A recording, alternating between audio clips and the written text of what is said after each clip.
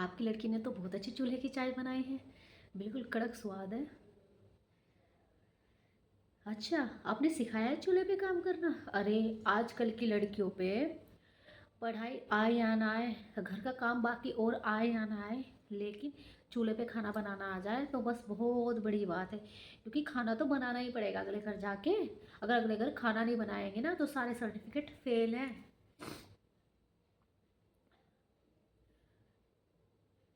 मुझे देखिए, मुझसे चूल्हे पे खाना नहीं बनाना आता था और मैं सीख गई हूँ। मैं आजकल चूल्हे पे ही खाना बना रही हूँ गाइस। और गैस है लेकिन चाय बना लेती हूँ गैस पे, वही बहुत है। रोटियां सेक लेती हूँ, वही बहुत है। लेकिन बाकी का जो काम है ना, जैसे कुकर में सब्जी बनाना, कढ़ाई रखना और कढ़ी बनाना, साग बनाना, वो सब चूल्हे पे करना पड़ रहा है बहन। मैंने तो थोड़ा थोड़ा सीख भी लिया है और थोड़ा थोड़ा रोटियां भी सीख लूँगी बहन। अब ज़रूरी है चूल्हे पे खाना बनाना। जितना फटाफट हम गैस पे टाइम लगाते थे ना, वो 3 टाइम खाना बनता था। ये अब सहूलियत भी हो जाएगी, हम 3 टाइम खाना बनाते थे और अब 1 टाइम 2 टाइम का तो एक बार के में बना ही देंगे चूल्हे पे। पर चूल्हे की चाय में जब मैंने स्टार्टिंग की थी, मैंने 1-2 बार चाय बनाई थी, तो मुझे चाय में से धुएं धुएं की आती थी।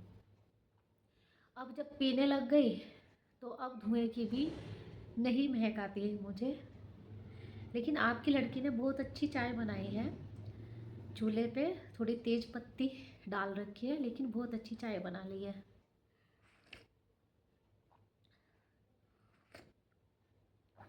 तो भाभी जी मुझे ये बताइए, आप भी बताना बहन, आप कहाँ से लाई हो ईंधन?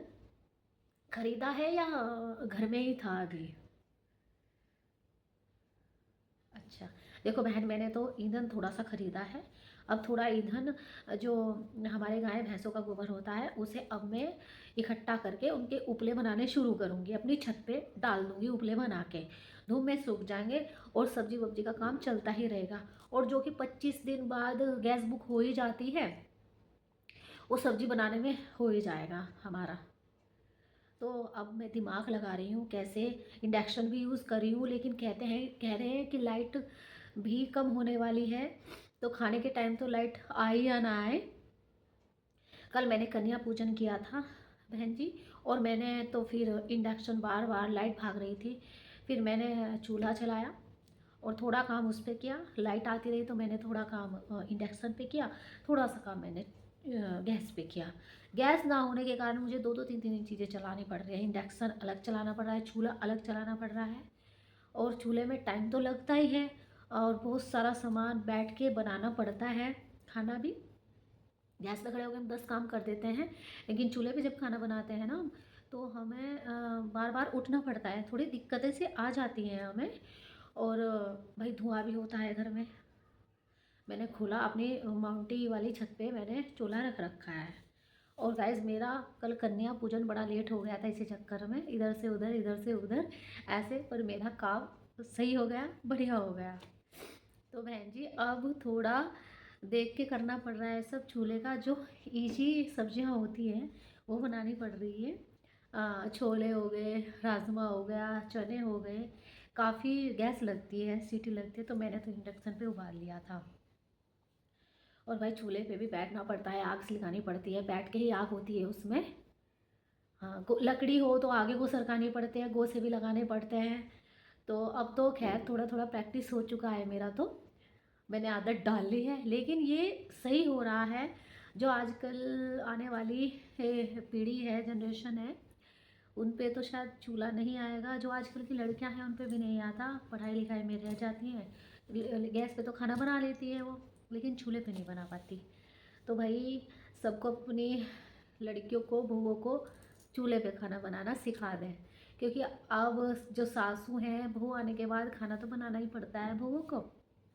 तो भैया तो सास तैयार हो जाइए खाना बनाने के लिए, परमानेंटली किचन में घुसने के लिए।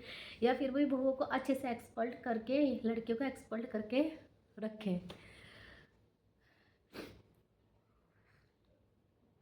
तो भाई चूल्हे की चाय में तो मज़ा आ गया। और देखो रंग भी कितना अच्छा है। काफ़ी टाइम हो गया मुझे चूल्हे की चाय में, छोटी थी, मुझे याद भी नहीं है।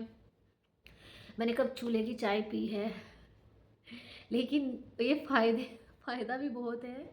हमें पहले जो पीते थे, जो नया-नया पीता था तो उससे धुएँ-धुएँ की आती थी।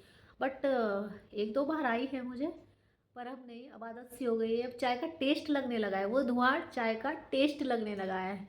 जैसे हमें अदरक का टेस्ट लगता है, इलायची वाला टेस्ट लगता है, लौंग वाला टेस्ट लगता है, वैसे हमें धुएँ वाले भी टेस्ट की अब आदत डालनी होगी।